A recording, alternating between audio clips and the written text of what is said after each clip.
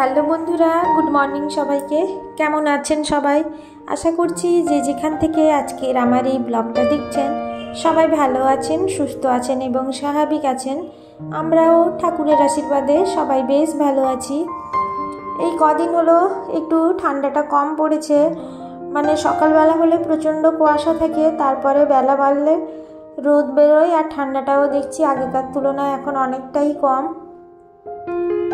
এই সকালবেলা থেকেই আজকে আপনাদের সঙ্গে আমার ডেইলি রুটিনটা শেয়ার করছি। তো সকালবেলাও ঘুম থেকে ওঠার পর আমার যেটা প্রথম কাজ থাকে সেটা হলো সমস্ত ঘরদোর ভালো করে ঝাড় দিয়ে পরিষ্কার করে নেওয়া, যাকে বলে সকালের বাসি কাজ। এগুলো প্রত্যেক দিনই রুটিনের মধ্যে থাকে, মানে এগুলোকে স্কিপ করা যাবেই না। আর যে কাজগুলো মানে ধরুন সমস্ত কিছু ঘরের আসবাবপত্র পরিষ্কার করা, সেগুলো হয়তো স্কিপ করা যায়, কিন্তু যে সমস্ত ঘরের মানে এটা আগে অনেক দিন আগে থেকেই চলে আসছে যে সকালবেলা আর সন্ধ্যেবেলা হলেই প্রত্যেক দিন ঘরদোর ভালো করে ঝাড় দিয়ে পরিষ্কার করে রাখা, সেটাই আমি এখন করে নেব।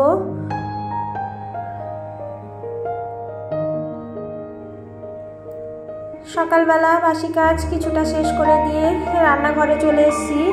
সকালবেলা জল খাওয়ারের জন্য রুটি বানিয়ে নিয়েছিলাম আর তরকারিটা ওপাশে বসিয়েছি, আর এপাশে দুধটা গরম করে নেব, কারণ ছেলে উঠলে ওকে একটু খেতে দেব, সেই জন্য তাড়াতাড়ি কাজগুলো শেষ করে নিচ্ছি।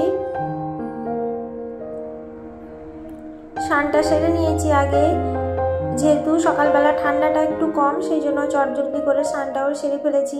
আমার আবার একটা অভ্যেস আছে সকালবেলা তাড়াতাড়ি করে স্নান করে নেওয়া, মানে আমি সেই যখন হোস্টেলে থাকতাম তখন থেকে অভ্যেসটা তৈরি হয়েছে বলতে পারেন। মানে তখন হোস্টেলে তো বেশি বেলা বাড়লেই মানে লাইন পড়ে যেত, যখন টাইমের মধ্যে সবাইকে স্নান করে নিতে হতো, সেই অভ্যেসটা আমার এখনও থেকে গেছে। আর আমি দেখেছি যে সকাল সকাল স্নান করে নিলে কিন্তু শরীরটাও বেশ ভালো থাকে। সকালে জল খাবারটা বানিয়ে এবার একটু বিছানাটা গুছিয়ে নেব, কারণ বাসি বিছানা বেশিক্ষণ ফেলে রাখতে নেই, ঘরে নেগেটিভ এনার্জি তৈরি হয়, সেই জন্য আর দেখতেও ভালো লাগে না ঘরটা যতই গুছিয়ে রাখুন না কেন। বিছানাটা গুছিয়ে সকালে খাওয়া দাওয়ার খেয়ে চলে এসেছি নিচে রান্নাঘরে রান্না করার জন্য।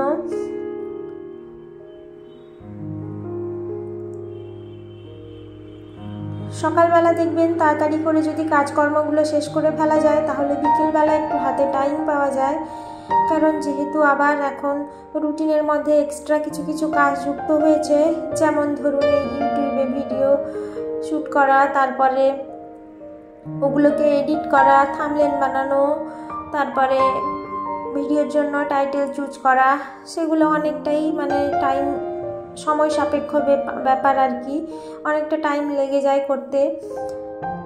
তো সেই জন্য চটজলদি করে সকালবেলা উঠে যদি কাজকর্মগুলো শেষ করে ফেলতে পারি তাহলে বিকেলে একটু টাইম পাই এসব করার জন্য।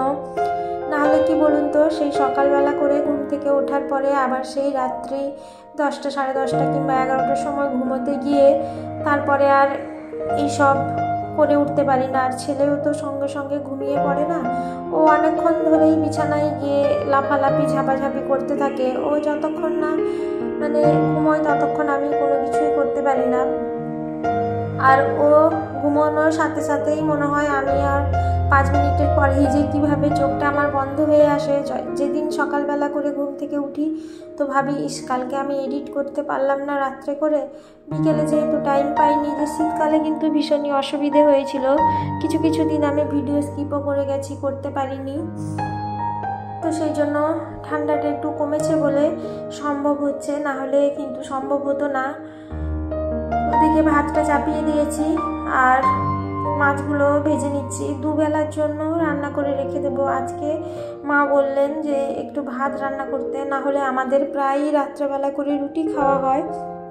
তো মা বললেন যে প্রত্যেক দিন রুটি খাওয়া হচ্ছে, শীতকাল তো মানেই রুটি প্রত্যেক দিনই হতো, তো একটু ঠান্ডাটা কমেছে বলে মা বললেন যে তাহলে আজকে আর রুটি বানাতে হবে না, এক কাজ করো দুবেলার জন্য রান্না করে রেখে দাও, শুধু রাত্রেবেলা ভাতটাই রান্না হবে।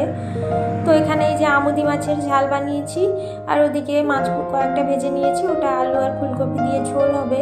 আর এপাশে একটু ওই মাছের তেল দিয়ে আলু, বেগুন, শিম এগুলো দিয়ে একটা তরকারি হবে।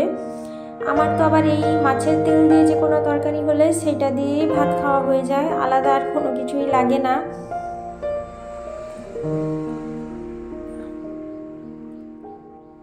নুন আর হলুদ সমস্ত কিছু দিয়ে মিশিয়ে এবার ঢাকা দিয়ে রেখে দেব। এদিকে আমুদি মাছের ঝালটাও হয়ে গেছে, এবার এটাকে নামিয়ে নেব ধনেপাতা দিয়ে। আসলে দুদিকে দুটো কড়াই বসিয়ে দিয়েছি, তেমন অসুবিধা হবে না, 1 ঘন্টার মধ্যেই সমস্ত রান্না বান্না শেষ হয়ে যাবে। মাছের ঝালটা হয়ে গেছে, এবার ফুলকপি আর আলুটা ভেজে নেব। আসলে এই ফুলকপি আলুটা ভাজতে বসিয়েছি তখনই আর ফোনে আমার চার্জটা কী করে শেষ হয়ে গেছে, তো কালকে আর ফোনে চার্জ দিতে পারিনি, ঘুমিয়ে গেছিলাম রাত্রেবেলা। তো সকালে উঠে তারপরে একটু চার্জে দিয়ে ভিডিও শ্যুট করছিলাম, তখন ফোনে দেখি চার্জ শেষ হয়ে গেছে। তো এসে ফোনে চার্জটা বসিয়েছিলাম, তারপরে রান্নাবান্না শেষ করে ছেলেকে খাইয়ে স্নান করিয়ে ওকে ঘুম পাড়িয়ে দিয়েছি। আমাদেরও খাওয়া দাওয়া প্রায় কমপ্লিট হয়ে গেছে সবার। এবার একটু বিকেলে ভাবছিলাম এই যে মাইক্রো ওভেনটাকে একটু পরিষ্কার করব, খাবার টাবার গরম করা হয় এখানে, তো সেই জন্য দেখছি ভেতরের দিকটা প্রচুর খাবার দাবার ছিটিয়ে রয়েছে, সেটাকে পরিষ্কার করে নেব, না হলে দেখেছি কেমন একটা বাজে গন্ধ বেরোতে থাকে। আর একটু ভালো করে পরিষ্কার করে মুছে নিয়ে একটু লেবুর টুকরো দিয়ে ওর মধ্যে রেখে দেব, তাহলে গন্ধটাও কেটে যাবে। আর একটু লেবুর রস দিয়ে ভালো করে ভেতরটা পরিষ্কার করে নেব, না হলে আবার কিন্তু এর মধ্যে আরশোলা ছোট ছোট বাচ্চা ঘোরাফেরা করতে থাকে। যেহেতু খাবারের জিনিস গরম হয়, তো সেই জন্য নোংরা থাকলে দেখতে ভালো লাগে না, আর মনও চায় না ওখানে খাওয়ার জিনিসটা গরম করি। তো সেই জন্য মাইক্রো ওভেনটাকেও ভালো করে একটু পরিষ্কার করে নিলাম।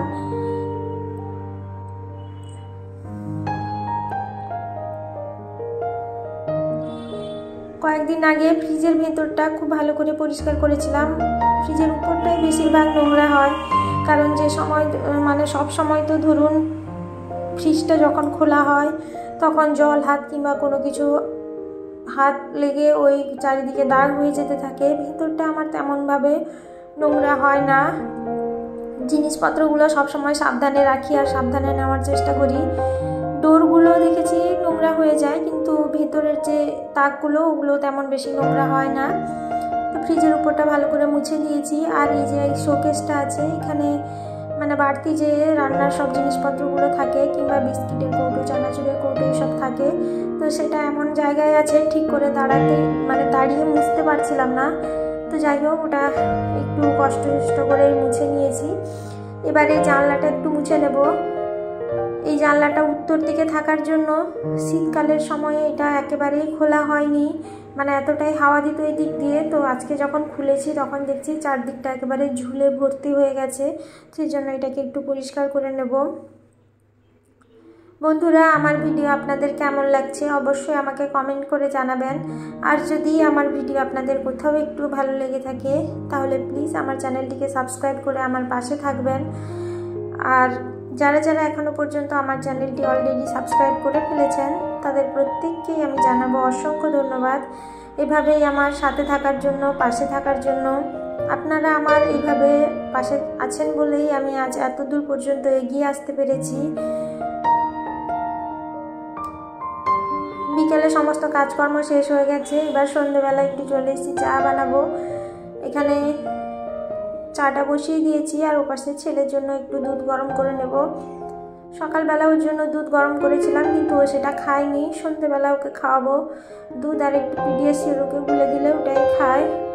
আর এই সময় বাচ্চাদের একটা স্বভাব হচ্ছে তেমন কোনো কিছু খাবার খেতে চায় না, খাওয়ানোর পিছনে অনেকটাই টাইম চলে যায়।